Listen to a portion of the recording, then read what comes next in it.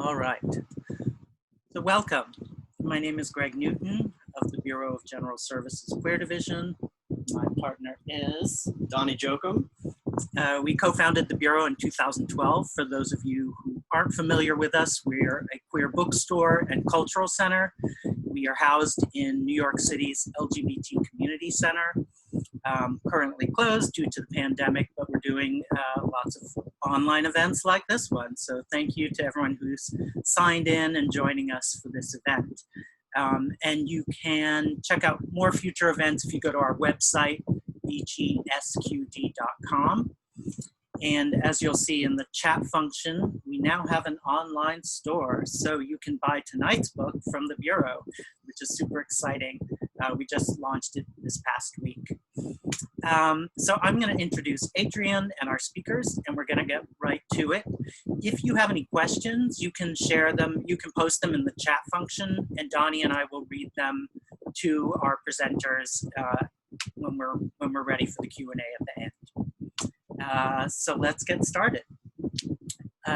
Adrian Shanker is Executive Director of Bradbury Sullivan LGBT Community Center in Allentown, Pennsylvania, and the editor of Bodies and Barriers, Queer Activists on Health, which Book Riot has called one of the 6 best books addressing healthcare system inequities, and NBC News called one of the top 10 LGBTQ books to watch out for in 2020. Joining Adrian today are contributing authors Dr. Imani Woody, Liz Margolies, and Atticus Ranck. So please give a warm welcome to all of them. Thanks so much, Greg and Donnie. And Bureau of General Services Queer Division is one of my favorite queer bookstores anywhere.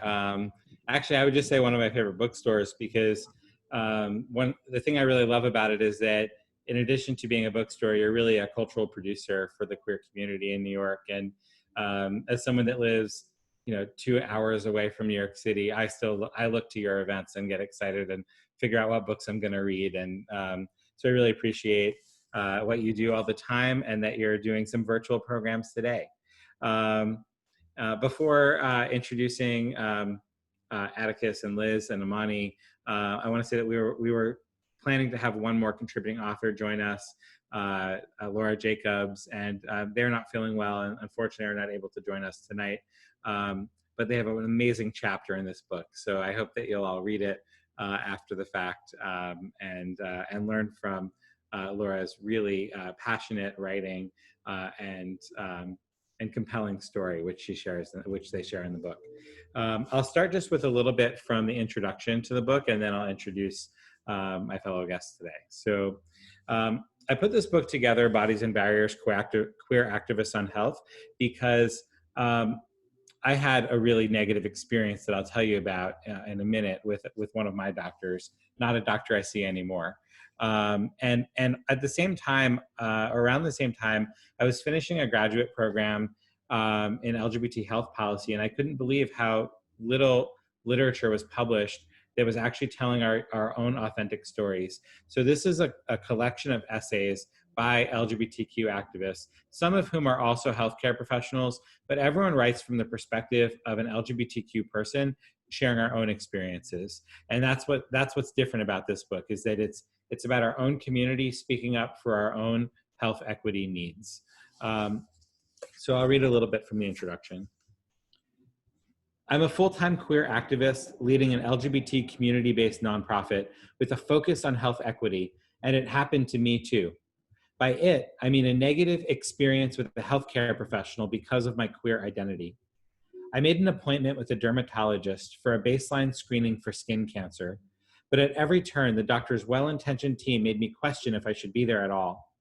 The intake forms were unnecessarily restrictive. Biased news programming was on full display in the waiting room. Magazines in the waiting room didn't cater to patients like me, and comments from the clinic staff displayed brazen cultural incompetence.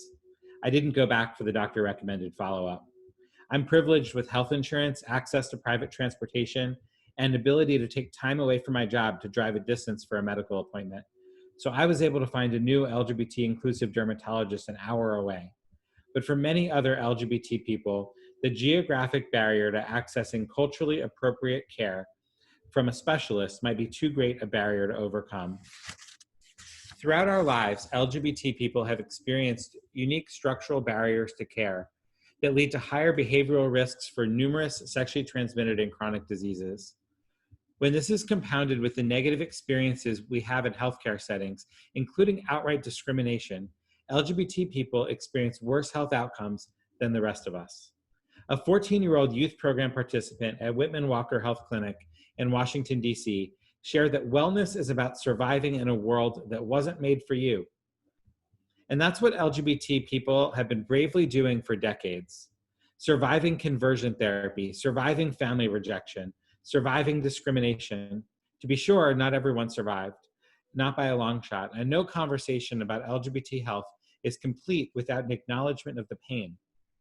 The loss of a generation to AIDS, the loss of 49 queer lives at Pulse, the loss of so many queer bodies to homicide, suicide, substance overdose, and hate crimes. And with acknowledgement of pain, we also have to acknowledge that survival is a privilege. The chances of surviving are higher for white, higher income, cisgender men. Those who survive our unfair landscape persevere through barriers at every step of the way. Barriers created by the government, by medical establishments, by the pharmaceutical industry, by insurance companies. We live with increased tobacco, alcohol, and other drug usage. We live with increased risk for obesity and diabetes. We live with increased risk for chronic diseases, including HIV and cancer. We live with increased discrimination, violence, harassment, and bullying. We live with family rejection and minority stress.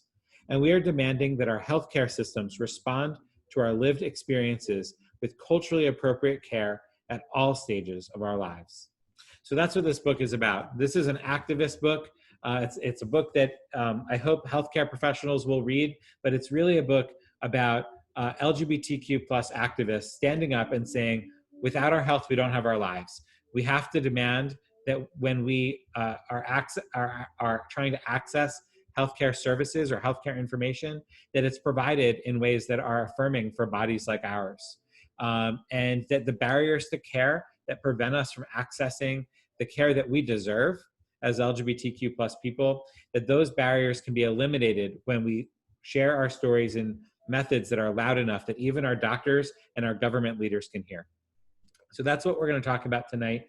And I'd like to introduce Atticus Ranck. Atticus lives in Albany, New York, and works as an HIV educator for New York State.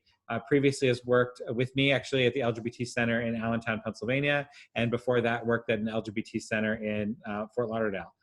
So Atticus. Yes. Thanks, Adrian. Thank you for inviting me and including me to be part of this. Like Adrian said, my name is Atticus Ranck. I now work at the New York State Department of Health AIDS Institute, an education and training program. And I wrote a chapter in Bodies and Barriers about my journey with alcohol abuse. So I'm someone who identifies as someone in recovery. So I'm going to read a few paragraphs from my book, and it's really just, what is it like? What was my story with alcohol abuse and with recovery? And as a trans person growing up in conservative Lancaster County, Pennsylvania, with a tight-knit family. And so I will just start reading and let you think what you will. All right, so the section I'm going to read is starting in college. It says, I started not showing up for cross-country practices, and soon I quit altogether. At the time, I said that my energy was being devoted to my activism, which was true, but the truth was also that running got in the way of my drinking. It took me 5 years to graduate college. Most of my friends had left after 4 years, and I started to feel more isolated during the last year. I started going to the bar more and more frequently.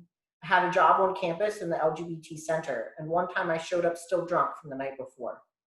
I frequently would drink late at night and wake up my roommates. I would often wake up with bruises or other minor injuries, and I usually didn't know how it happened. I was blacking out almost every time I drank. My therapist encouraged me to see another therapist on campus who had more expertise in addiction, and I agreed. While I was given some skill sets in harm reduction, I didn't see my drinking as problematic yet. I was a successful LGBT leader on campus who was earning high grades and presenting at conferences and speaking at events on and off campus. I can't be an alcoholic and also be so successful, I thought. I graduated from college and moved to Florida to start my graduate program in women, gender, and sexuality studies. I was an out and proud masculine lesbian woman. I had cut my hair short and was wearing exclusively masculine clothing. Early in my time in Florida, I started feeling less and less female, although I didn't know if I identified as male either. And that's where I'll leave that, and I'll be happy to answer any questions when it's time.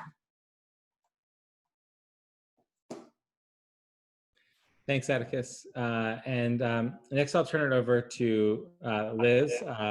Liz, who is currently in private practice as a social worker, but previously was the founder, is the founder, and was the executive director for many years of the National LGBT Cancer Network, and really a pioneering organization when it comes to ensuring that LGBTQ people are treated equitably in cancer care. Liz? Thank you, Adrian.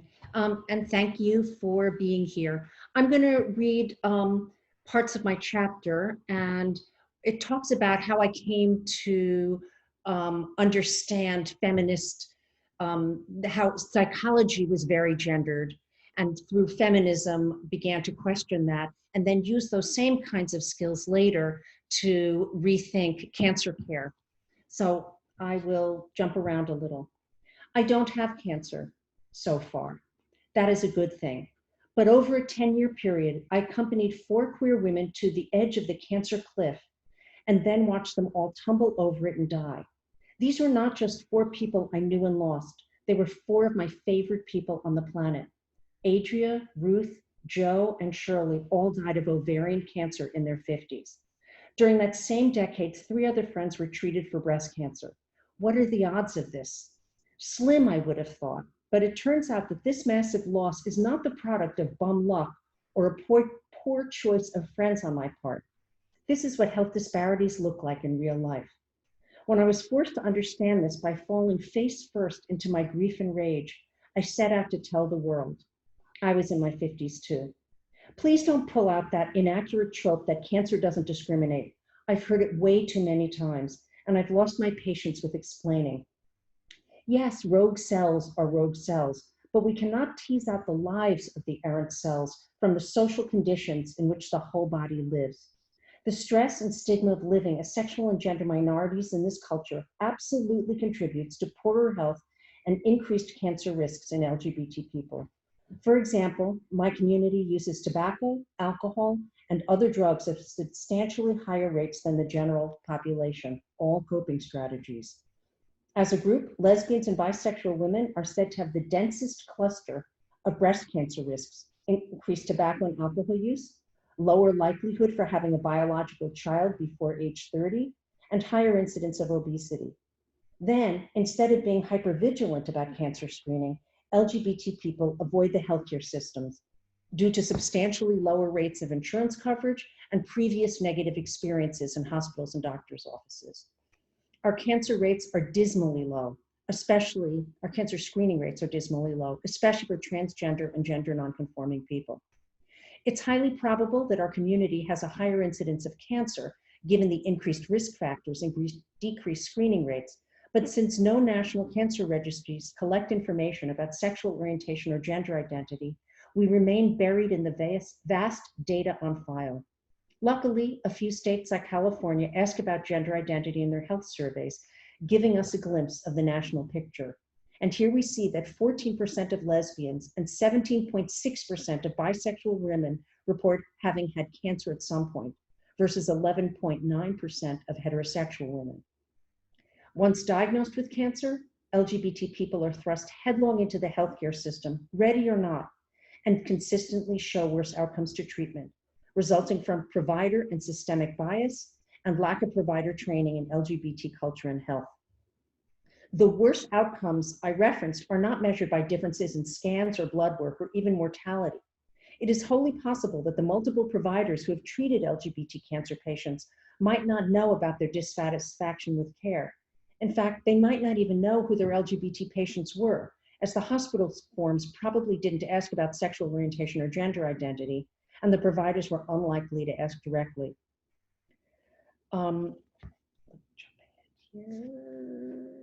Just as psychology is not the unbiased science of mind and behavior, oncology is not a medical and unbiased science of the diagnosis and treatment of cancer.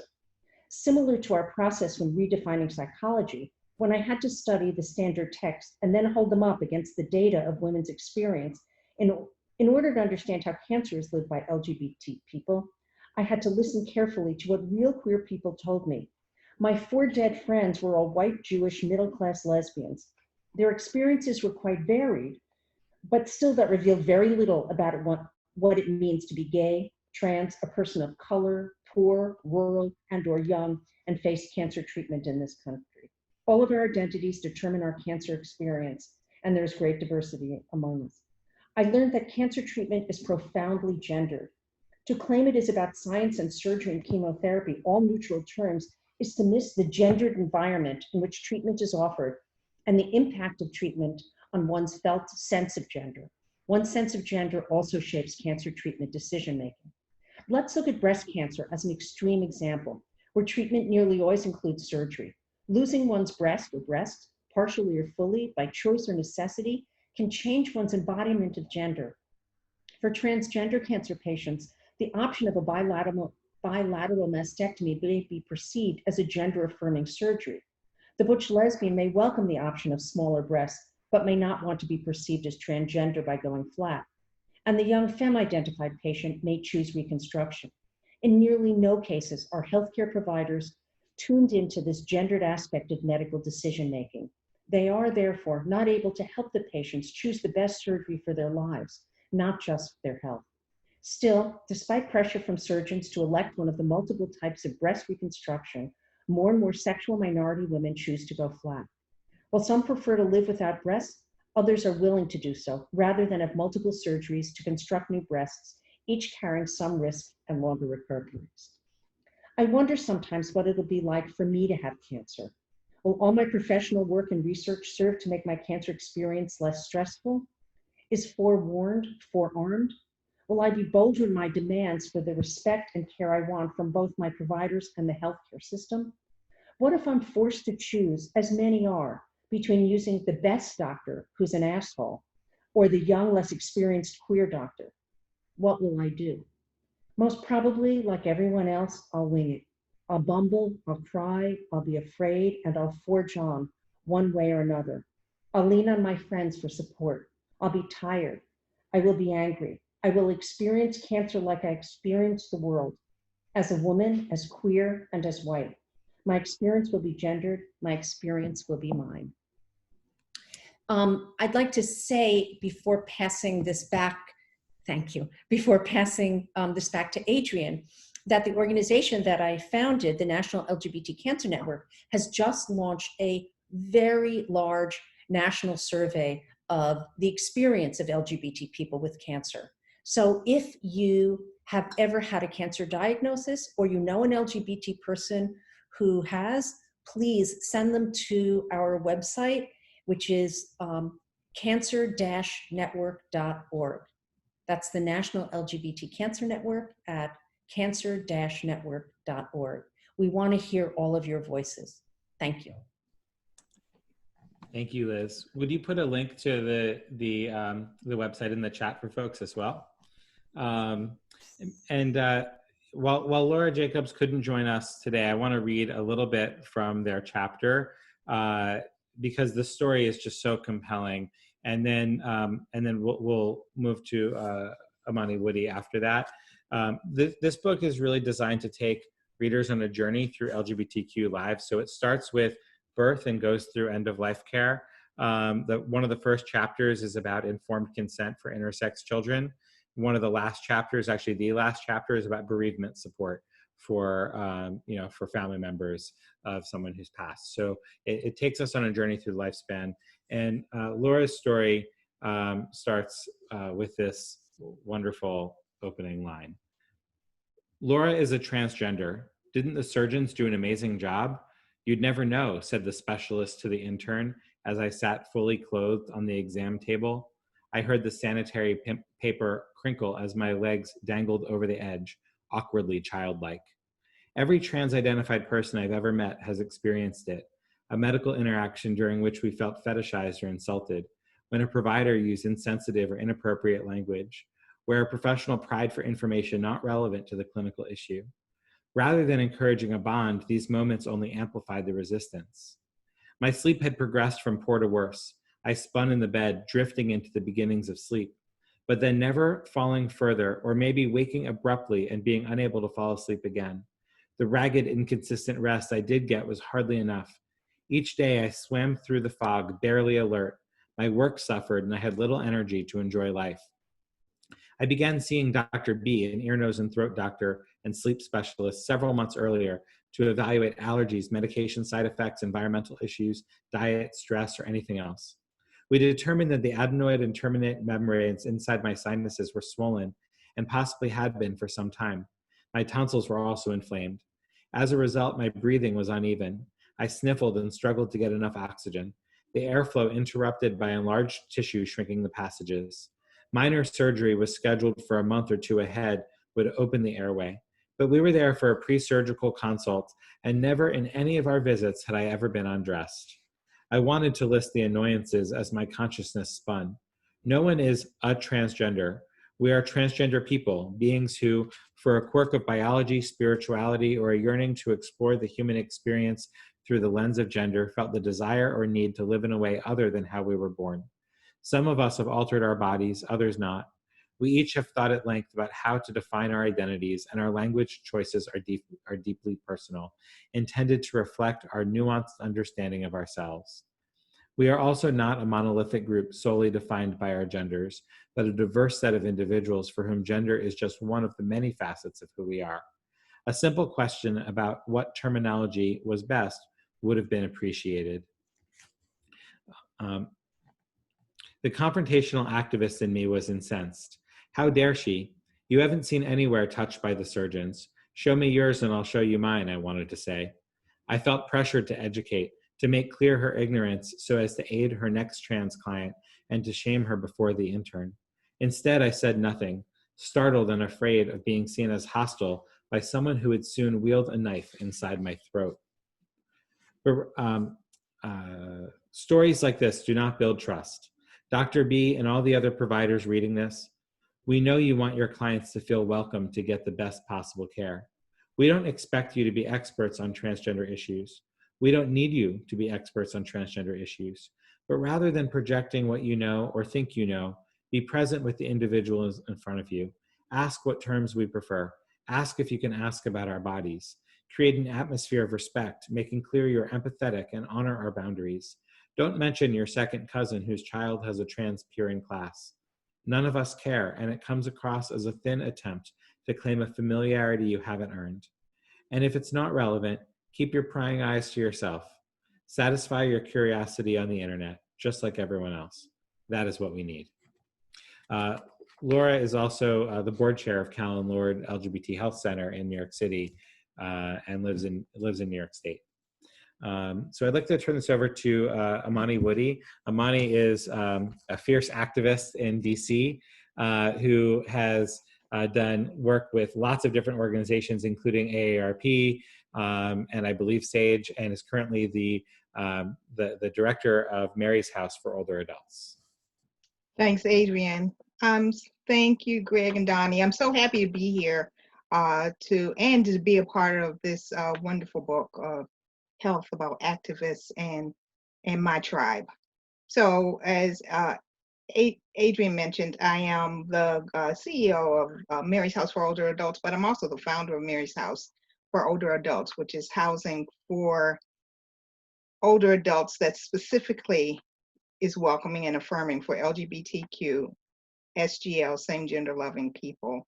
So as a researcher and as an activist, my main population I work with is older people, people like myself, LGBTQ, SGL elders. My mantra is lack of affordable housing is a public health issue. And I'll read a bit from my chapter. I'm pretty sure when US actress Betty Davis said, "Getting old ain't for sissies," She was not referring to gay adults, but the challenges that aging can bring to us all, no matter our sexual orientation or gender identity. Old is not the destination to be traveling in our youth-obsessed culture.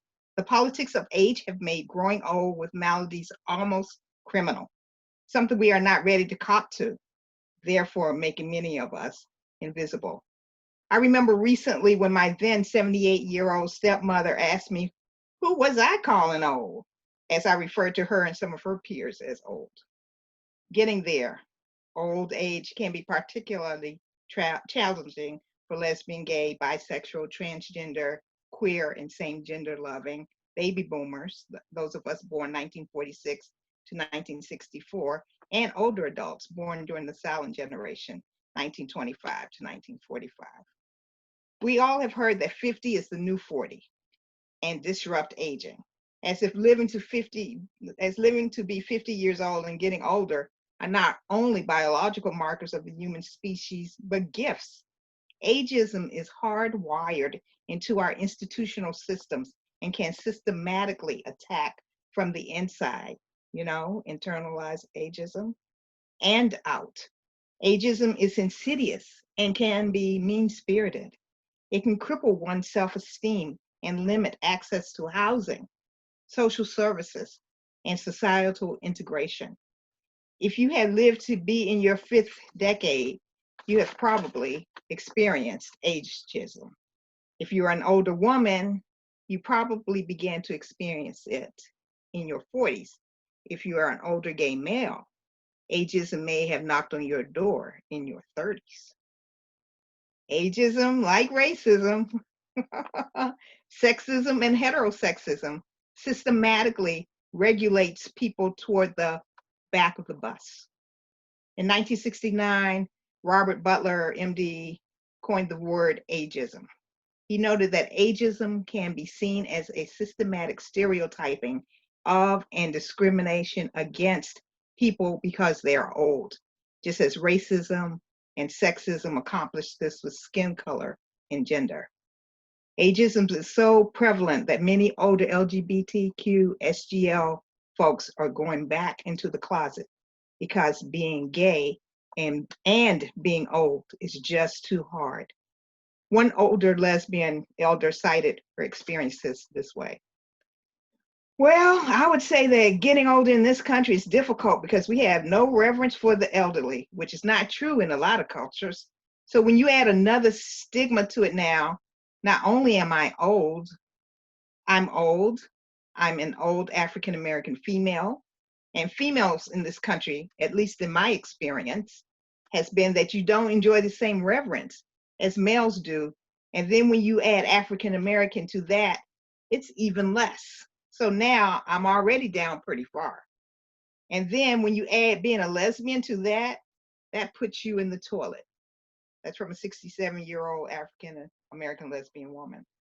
The experiences of an LGBTQ elder born in the silent generation of McCarthyism can be quite different from the experiences of an LGBTQ baby boomer, reared in the times of Stonewall riots and the Civil Rights Movement. However, both generations of LGBTQ SGL elders have experienced injurious events and rejection that have caused many to conceal their sexual identity and orientation. In the final analysis, these factors have had an adverse effect on much of this cohort's ability to access social and community-based services, often creating unwarranted barriers and increased health concerns. Recent research has shown that LGBTQ SGL people are more likely to experience depression, increased isolation, and loneliness because of the stigma, prejudice, and discrimination related to aging in a youth-oriented society. Here's the voice of a 60-year-old Black transgender woman. I'm the biggest advocate for my own care, but frequently it can be frustrating, extremely frustrating. I had an incident with one of the case managers at a large medical facility, and when I tried to report it, it seemed like nobody wanted to hear it. I completely lost medical coverage and benefits from 2010 to 2011, and it was really frustrating to get it back. For about 4 months, I had nothing and tried to explain that my health was in jeopardy. I need medicine for my heart, and I have diabetes. I contacted the Center for Medicare Services, but they weren't always helpful. I just want to be as healthy as I can be, and sometimes I get tired, mentally, emotionally, and physically. If I were younger, I don't think I would be dismissed so easily. You can see the look on their face when they just think you're being cranky and old. The gross discrimination and stigma can produce such fear that many LGBTQ SGL elders are invisible. Many elders in my research cited a need to know stance when deciding to share their sexual orientation or gender identity with professionals and family. Many did not share this important information with their families until they were in their 40s or 50s. Many did not share with their medical team because of the perceived stigma associated with coming out, especially among gay men. You have to be careful because the minute you tell a medical person you're gay, they automatically, in 90% of the time, cases will assume that you are HIV positive and start to react that way. Well, I've had to remind a doctor or two, I'm not positive, I'm negative. I'm gay, but I'm negative. So let's stop that train of thought right now. That's a gay male, 63 years old. Thank you. One of the things that's really important about the way that this book is put together is that healthcare as a human right is a framework throughout the entire book. And as Imani so articulately makes sure to include, housing is also a human right. And housing and health are intersecting issues for many in our community. I want to remind folks, if you have questions, you can throw it in the chat. And I'm just going to read from the afterword to the book by Kate Kendall. Kate is one of our movement's most legendary litigators, as the leader of National Center for Lesbian Rights for more than 2 decades. She's seen it all in terms of legal issues in our community. And so she closes the book in a way that I think is really powerful. So I'll read a little bit from her afterward, and then very happy to open it up for questions for Atticus, Liz, Imani, or for me. Kate writes, throughout my career, I've been involved with some of the LGBT movement's greatest fights: marriage equality, non-discrimination in the workplace, parenting rights, inclusion in sports, ending conversion therapy, protecting youth, elders, and LGBT families. The common thread that links all these issues is health and well-being. It is not possible to be a healthy, vital person if you're under assault for who you are. Precisely because so many LGBT individuals struggle with stigma, safety, acceptance, and belonging, many in our community still struggle with high rates of mental and physical health challenges. Despite the odds, our movement for LGBT liberation has come far. In my 22 years leading the National Center for Lesbian Rights, I had a front row seat to our national progress. Out of nothing and in the face of hostility from our own government, we built the HIV/AIDS infrastructure in the 1980s to fight back and save our men and everyone impacted by the pandemic. When I started at the National Center for Lesbian Rights in the 90s, LGBT parents routinely lost custody of their children as they came out of heterosexual marriages. Now, sexual orientation is not a basis for losing custody. In the early 2000s, many openly wondered if we should fight for the freedom to marry, or if such a fight would be successful in their lifetimes.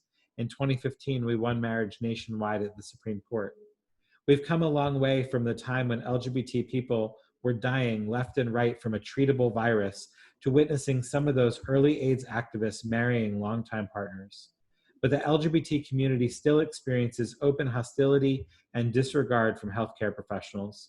Some LGBT health needs are not covered equitably by health insurance companies, and policymakers still lack political will to advocate for equitable policies for our community. From obstetricians refusing to treat lesbians to gay men being ridiculed for wanting a prescription for PrEP, healthcare professionals can do better. Policymakers can do better. All of us can do better. Our movement for equality, for liberation, has been breathtaking in its gains, but we still fight for our humanity, our health, and our happiness. The priority for a new generation must be the health of every one of us, and the promise of a long, healthy, and fully embraced life. Those are the powerful closing words of Kate Kendall.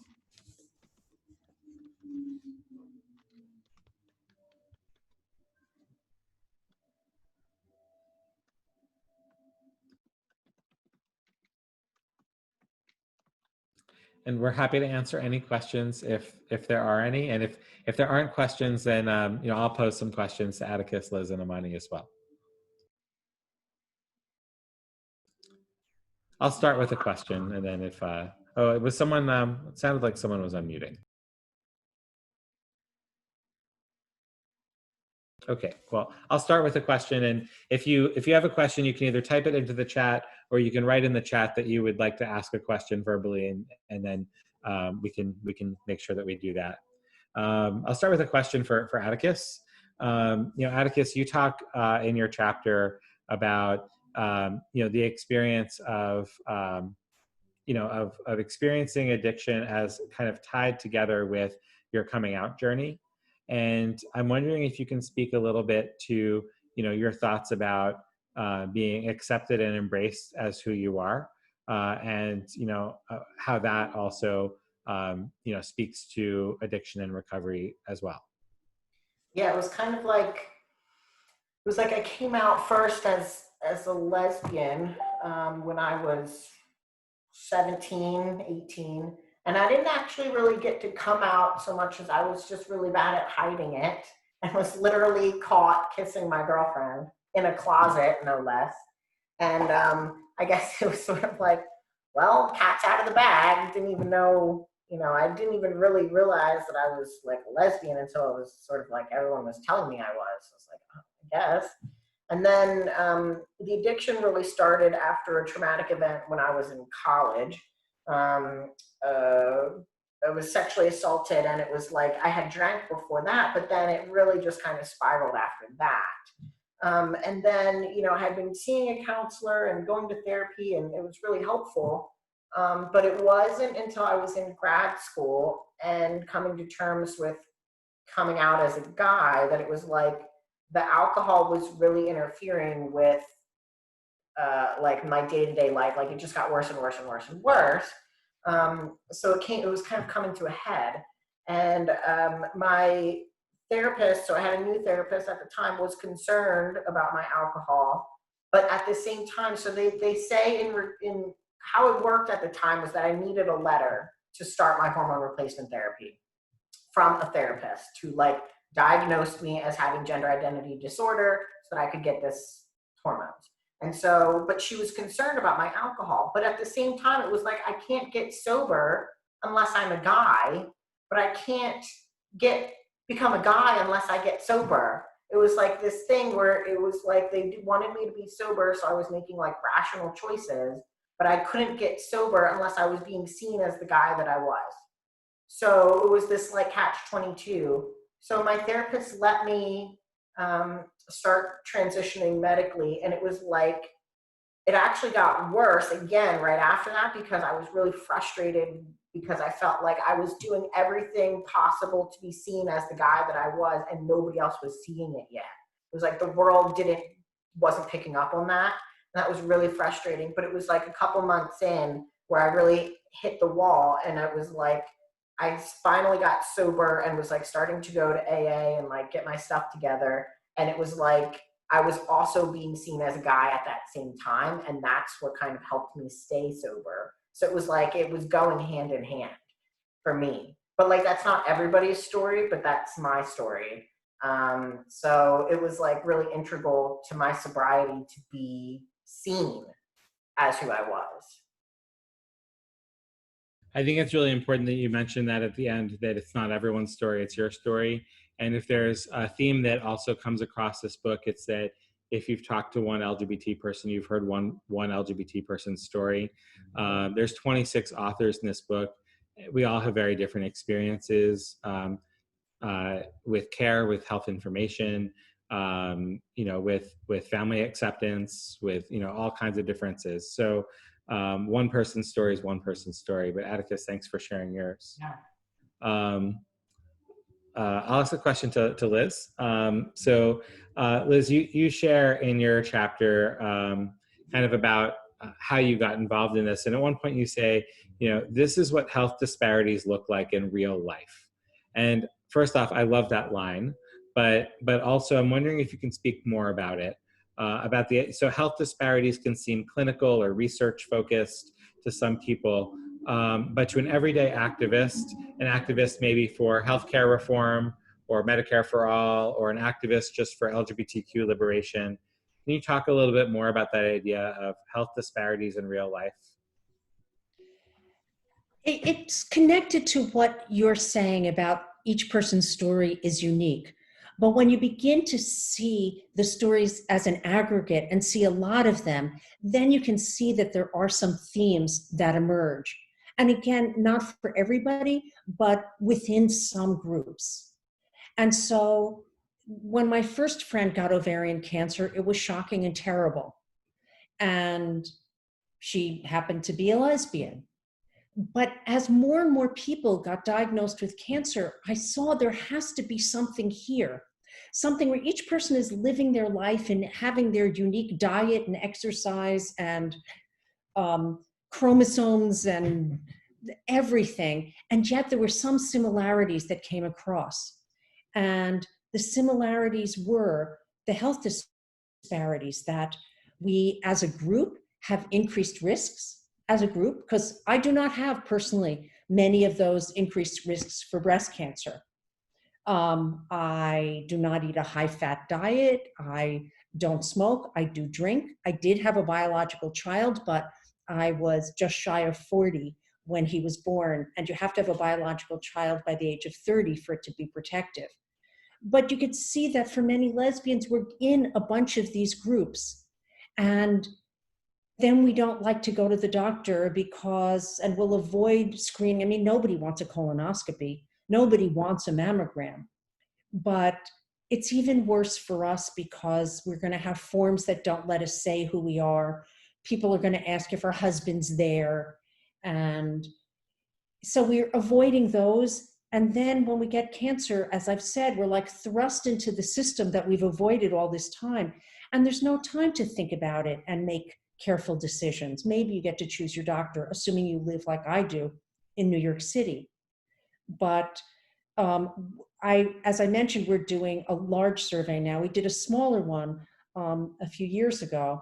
And I remember clearly one man saying, I was out, he was a gay man, I was out my whole life, but after I got cancer, the only hospital near me was a Catholic hospital. And so I leapt back in the closet for fear that the homophobic surgeon would leave some of my lesions behind, and the homophobic nurse would make me wait longer for pain meds.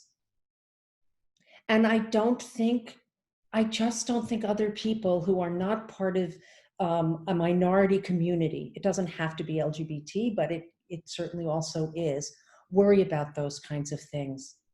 They worry about getting good care, not the treatment. And the whole concept of patient-centered care says that how we do is not best measured by blood work or scans, but it's measured by our experience of our care.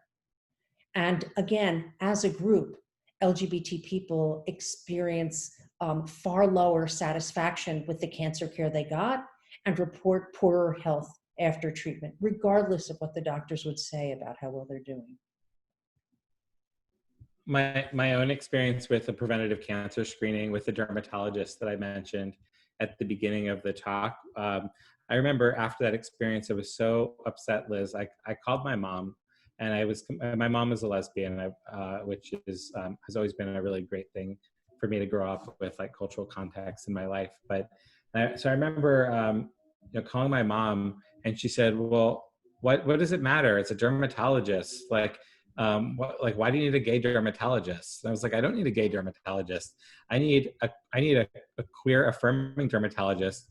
And she said, but why does it even make a difference? I said, well, it's not like gay people have skin. It's like, if we have skin, we need a queer friendly dermatologist, right? And to your point, we all want to know that we can get that affirming care. There's a question that was asked that I think is for Imani. So, is there a plus side of living in a gay senior assisted living home as opposed to being gay and living alone in your condo? Wow, that's an interesting question. So there are pluses and minuses, and that is a personal search. That's a personal review for the person. There are plus and minuses. You know, living by yourself. Like my wife and I live together. I know there's some days she wish she lived by herself, right? But that we choose to live together. And I remember living by myself, and there were times when I was often lonely. In this COVID-19 pandemic, there are many, many, many elders, LGBTQ elders in particular, who are living by themselves, and it's no joke. The isolation that one experiences has increased multifold. The staying in place. I forget the actual name, but not going outside, quarantining yourself if you're older. It has just put a stress and strain on folks. So I would do a SWOT survey. I do that for all things. To the person who asked the question, what's the strength, weakness, opportunity, or threat in living with myself? What are those opportunities? What are those strengths living by myself? And the same thing in moving to an LGBTQ facility. And I want to say this also. So when you look at the facility, do some research, because living in an LGBTQ affirming place, if you're living in your own apartment, you still may be like living in your condo. It does not guarantee that you will have a community. So you want to do some research on what's their community like. Do they have activities? Those kinds of things. Do they allow visits? I was just on a call today, and there's a facility, not LGBTQ, but a facility that for older people, who said that folks, even the participants, cannot visit each other. So it's really taking the COVID-19, the pandemic, like to an extreme, because they're not even allowing the residents to visit each other. But that's another story. But so my recommendation is to definitely do research before you actually go to another place. You don't want to do, as my pop used to say, jump from the frying pan into the fire. Thank you for that question. And I just want to remind everyone, Bodies and Barriers, Queer Activists on Health. It's so important during COVID-19 to support local bookstores. If we want bookstores to survive this time period, we have to order books from them. I mean, it's really very simple. The book is available from all the online Voldemort booksellers, but it's also available from local bookstores in places like the Bureau of General Services Queer Division. So I really recommend buying all of your amazing queer books from your local queer bookstore. And Greg or Donnie, I'm wondering if there's any kind of closing remarks about BGSQD or other upcoming events that you wanted to share before we close. Yeah, we do have ongoing events. So Saturday night we have Tell, which is storytelling, a monthly storytelling event that Dre Campbell, actor, comedian, has been doing since 2014. It's a really great event that has its own following, and I'm really glad that we've been able to continue doing that virtually. So we have that, and then, yeah, we keep adding events, and people continue to write to us wanting to do events. So you can go to our website, bgsqd.com, and see what's coming up. It looks like right now the center is not going to be opening for the rest of this year. So we're waiting to hear what's going to happen in 2021. But it looks like they're going to remain closed. I mean, they're still offering services, which is great. But the building itself remains closed, so that means we remain closed. But yeah, we're going to keep doing events, and we're really happy that we do have an online store now which is small, but it's growing, and we're going to keep adding inventory to that. So yes, please, please, please continue to support us that way. It's really a wonderful way to do that. So we appreciate that. And if there is a title that is not already, since we're still in sort of a pilot entry stage, you can email us and we can see if it's available to ship straight to your home. So our email address, contact@bgsqd.com, and we will look to fulfill your order that way. Well, thank you all for attending this event today, and for your interest in talking about the health and the activism related to LGBTQ health for our community. I think that in these COVID times, like this book was written and edited before COVID. So all the 26 authors that contributed to this book, all of that was done before COVID. The book was released on March 1st, literally right at the start of many of our states shutting down. It's really interesting now in a very different time when healthcare is very present to be thinking about these issues. And I would just say that if anything, we've learned maybe two things, especially. One is that our health disparities are even more clear today than they were before, and two is that we have to stand up and speak very loudly and demand health equity at even if we don't think of ourselves as a healthcare activist, that COVID has made very clear that if we don't demand health equity, no one's going to demand it for us.